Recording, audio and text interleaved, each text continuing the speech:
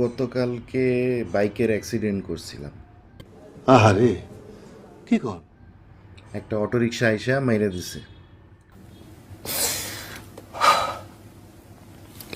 I can't speak. পাটা ফুলে গেছে দেখেন, হাড্ডিতে ব্যথা পাইছি। এই আঙ্গুলটা বেশি নড়াইতে পারি না, ছোট আঙ্গুলটা। এই পা দেখেন কি অবস্থা, ফুলে গেছে। কালকে আরো বেশি ফুলা ছিল। হ্যাঁ, Oh shit! হাঁটতে একটু কষ্ট হয়, পা ফালাইতে কষ্ট হয়। তো এখন ডাক্তার বলছে যে ভালো করে ওষুধ খাইতে, টাইম টু টাইম ওষুধ খাইতে, পা বেশি ভার না দিতে, গরম পানির ছেঁকা দিতে, এইসব বলছে আর কি। নিঃসন্দেহে তুই ঠিক কথা বলেছিস। তো আমি চিন্তা করলাম এখন থেকে টাইম টু টাইম ওষুধ খাবো।